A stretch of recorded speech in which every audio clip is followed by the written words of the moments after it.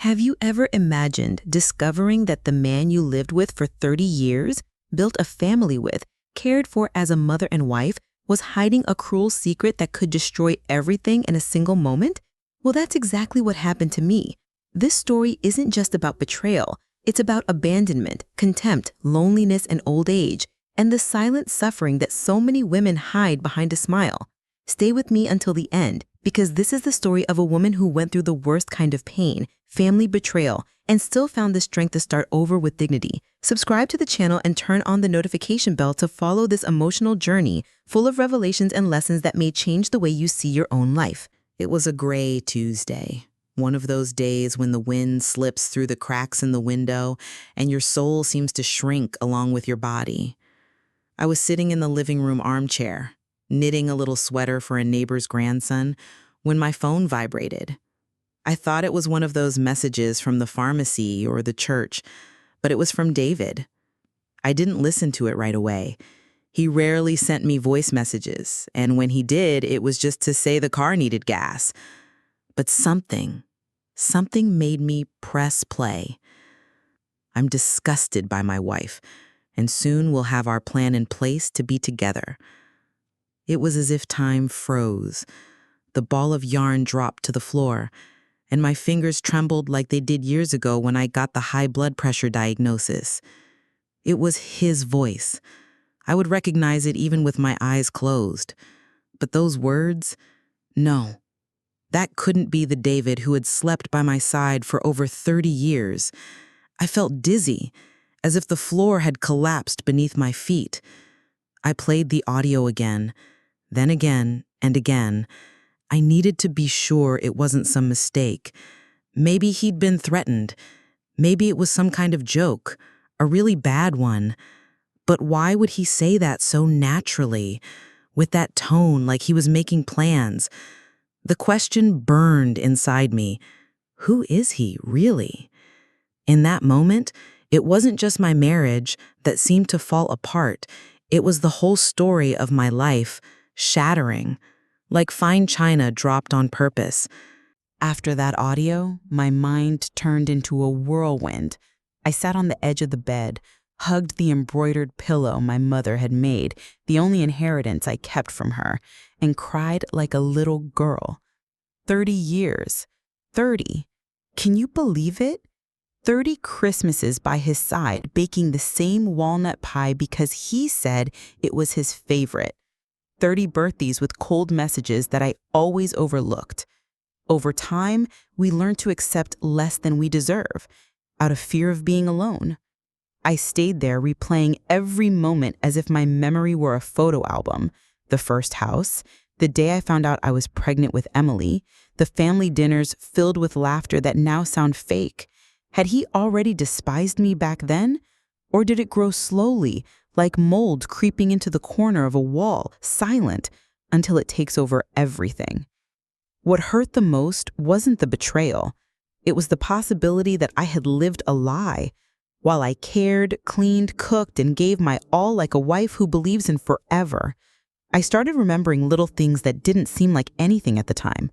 The last-minute work trips, the expensive colognes he claimed were gifts from clients but never wore at home, that distant look in his eyes on our 25th wedding anniversary. All those things we pretend not to see just to keep the house standing. But now, with that audio, everything made sense. And it was like time itself was mocking me. Was I the only one who didn't see it? I couldn't sleep that night. I got up several times, walked around the dark house, opened and closed drawers, like someone searching for a ghost. The next morning, I waited for him to leave for another day at the office. That's when I started going through his things. Not out of revenge, but out of necessity. I needed the truth, even if it hurt more than I could bear. Deep down, I already knew when a woman feels something, it's because the answer is already inside her. In that old brown folder he kept in the office closet, I found bank statements I had never seen before. Expensive gifts bought on dates that didn't match any birthdays or family events. Plane tickets to San Diego. David had never mentioned San Diego. On the contrary, he said he hated California because of the dry weather. But there it was, 3 trips just that year. And on one of the receipts, her name, Claire. Claire Thompson, 40 years old, designer. How did I find that out? Her name bothered me so much that I looked it up online. It was easier than I expected. I looked at her photo and felt a mix of anger and pity. Yes, she was beautiful, young compared to me, but what hurt wasn't her appearance. It was the fact that she existed in his life. How long had she been there? What did she know about me? Did she know he had a family, a wife he had shared a home with for decades? Or was I now the inconvenient secret in this story? That day, a seed was planted inside me, and it wasn't made of hatred, but of silence. A silence that watches everything and waits. The following Sunday, Emily came over for lunch. It had become rare lately. Ever since she got married, her visits were less and less frequent. She brought flowers, smiled like someone who carries no secrets, but I couldn't look at her the same way anymore. I decided to try. I was gentle, as I always had been. While serving the roasted chicken, I asked, "Emily, has your father mentioned any trips? Do you know if he's been going to California?" She hesitated, and in that pause, I felt the ground tremble all over again. "Emily," she said, avoiding my eyes, "I don't think this is a good time for us to talk about that." Not a good time? That's what she said. 30 years of silence exploding inside me. And for her, it wasn't the right time. I felt a tightness in my chest that didn't come from age, but from disappointment. My daughter, my only daughter. I raised her as a mother, and as a father, too, when David was absent. I held her during feverish nights, went to every school play, listened to her teenage confessions. And now she looked at me like someone protecting someone else, someone who wasn't me. That afternoon, I understood. Emily knew, maybe for a long time, maybe from the beginning. And in that silence, full of hesitation, there was something even more cruel than betrayal. Contempt. Emotional abandonment. Because there are pains that don't scream, but we feel them just the same. I left the table without saying a word. The food got cold, my heart too. Why would my daughter choose to stand by his side, knowing what he was doing to me? It was on an ordinary afternoon, while I was folding clothes in the bedroom, that I found out. He had left the computer unlocked, a rare slip. I opened it on instinct, with no plan. And there they were. Photos.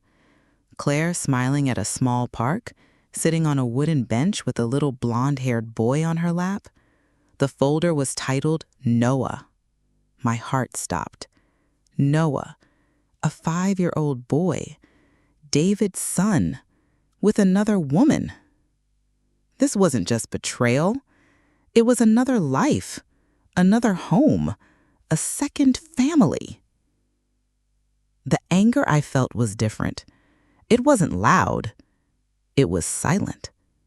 I leaned in closer to the screen and could only think about how hard I had worked to keep our family together. I was the one who hid the debts, forgave the absences, juggled everything to raise Emily while he was traveling for work. And there he was, in a park, playing ball with Noah, something he never did with his own daughter. The contrast was jarring. With Claire, he was present. With me, he was always in a rush.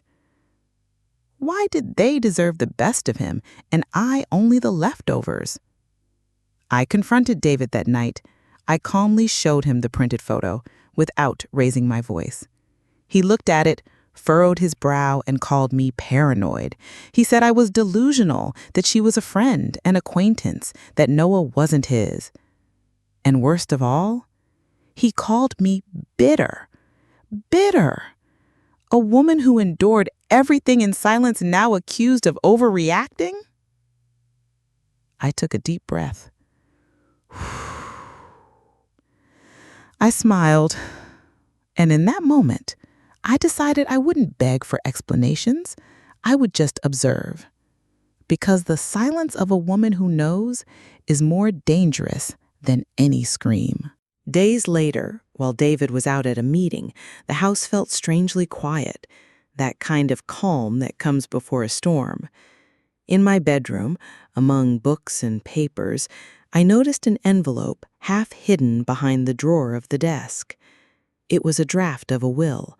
My heart sank, not from fear, but from the certainty of what I would find inside. With trembling hands, I opened the yellowed paper and read, word by word, the sentence that pulled the ground from under my feet. He had removed me as the beneficiary, naming Claire and little Noah in my place. I slowly sat down, clutching the envelope like it was a lifeline. My entire life, carefully built, years of struggle to give our family dignity, seemed to disappear in that single sheet of paper, a silent stab to the heart. I remembered every sleepless night caring for him when he was sick, the meals I made, the whispered advice by his bedside. All of it reduced to ink on paper, as if I were a stranger, forgotten. I secretly photographed each page, saving the evidence for the hard days I knew were coming. In that moment, the pain was bitter, but the strength was quietly growing. Because a woman who faces family abandonment, who feels the disregard of her children and the emotional neglect of her husband, can still choose her own destiny. I would not be forgotten in a hospital, nor in his life. That battle was just beginning, and the silence I carried, so powerful, would be my weapon. David said he was going on a business trip, one of those long, urgent commitments he always used as an excuse. I pretended not to notice, but this time I decided to follow the trail of that lie with the quiet grace of someone who knows that silence can cut deeper than any confrontation. I grabbed my old coat, slipped on the shoes still marked by time, and quietly followed him. The destination? A beach house in Santa Barbara where the wind whispered secrets that no one else was supposed to hear. There, in the garden under the golden sunset, I saw them. David, Claire, and little Noah. The small family I never had the courage to imagine being so real. They were playing as if there was no space in their world for me, the forgotten wife left behind taking care of everything. Claire smiled in that effortless way, unhurried, never looking back. Noah ran with that cruel kind of innocence, unaware of the pain his existence caused. I stood there, hidden in the shadow of a tree, crying with the silent dignity of someone who knows that life can be a little too cruel sometimes. There were no screams, no demands for explanations, just the heavy silence of my soul returning home without saying a word. That business trip had confirmed what I feared. I was no longer the wife, nor the mother, nor the woman he respected. I had become just a memory he carried, a secret he hid. And in that silence, I decided I needed to take care of myself before my body and heart could no longer take it. The following weeks were a storm inside me. What began as a subtle anxiety soon turned into sleepless nights, a racing heart, and an appetite that seemed to disappear along with my hope. I felt more and more exhausted, not just from age, but from carrying an invisible burden alone. I decided to go to the doctor, that appointment I had been putting off, afraid of what I might hear. The diagnosis hit like a punch to the stomach: early stage heart disease. They told me I had to take urgent care of my health. It wasn't just my body that was sick. It was my soul, suffocated by emotional abandonment and quiet contempt. But in that moment, something inside me shifted. I decided that despite everything, I still had the right to dignity in old age. I could no longer be just the forgotten wife in the hospital, the woman who gives until there's nothing left. The decision to take back control of my life felt like a breath of fresh air. I began walking in the mornings, eating better, and seeking help for my tired mind. In the afternoons, I embroidered, talked with friends from the community, and most importantly, I prepared myself to face whatever came, whether it was loneliness, abandonment, or the battle I knew was still ahead. Because silent suffering wouldn't defeat me. I still had strength, even if it wasn't always visible. The silence my daughter carried felt like an impenetrable wall, until the day she finally decided to open the door. Emily sat with me on the porch, her face closed off, as if she carried the weight of the world.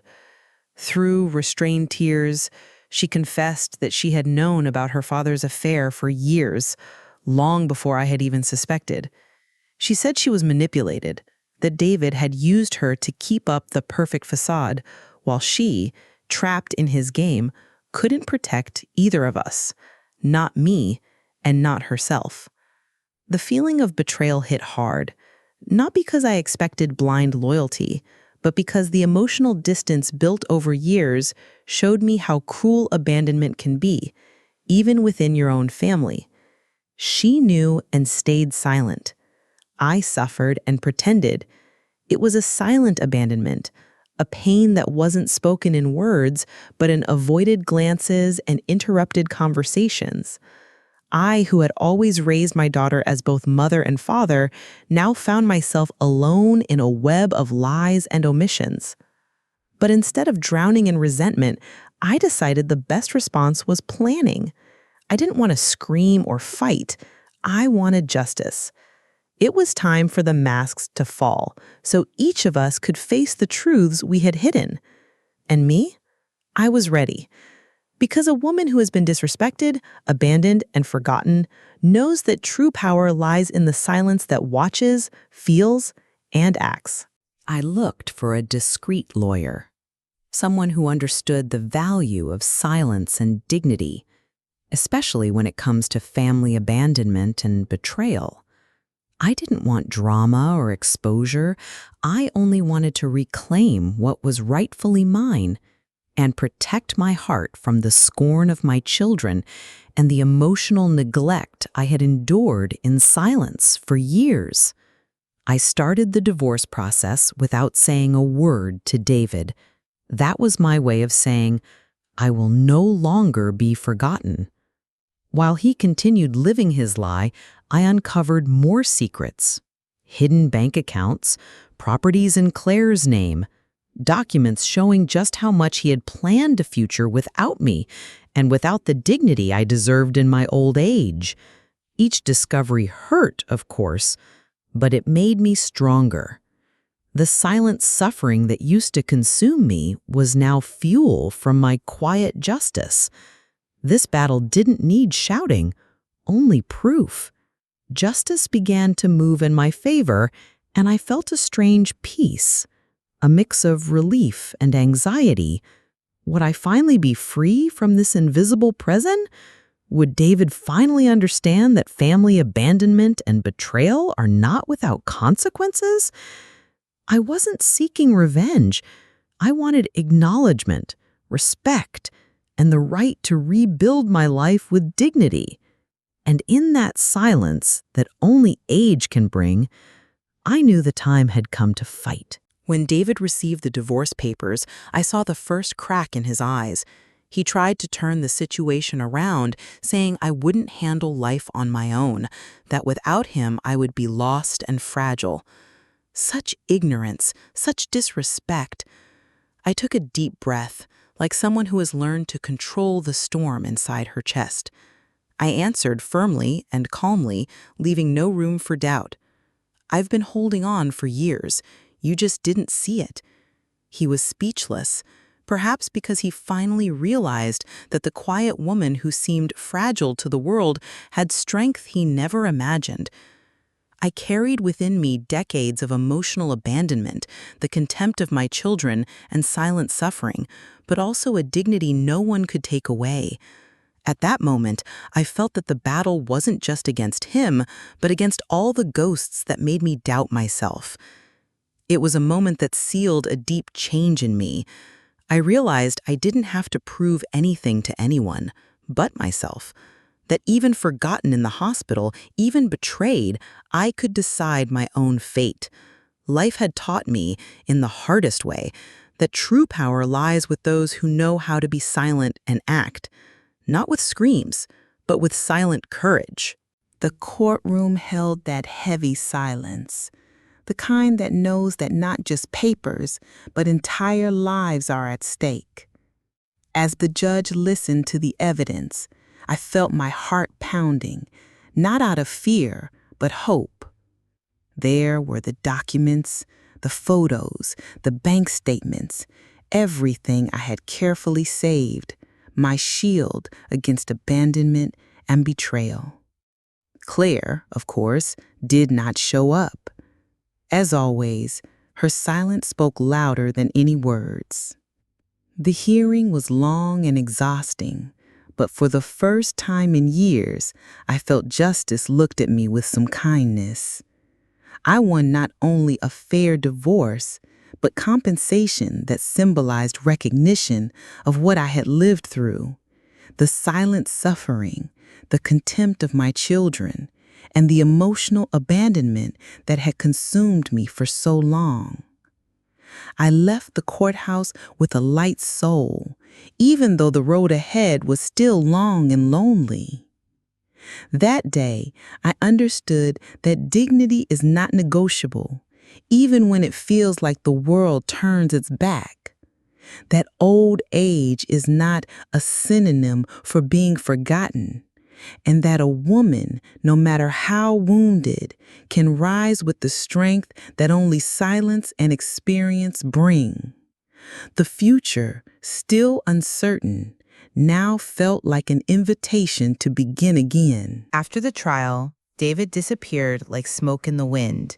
He left no note, didn't answer the phone.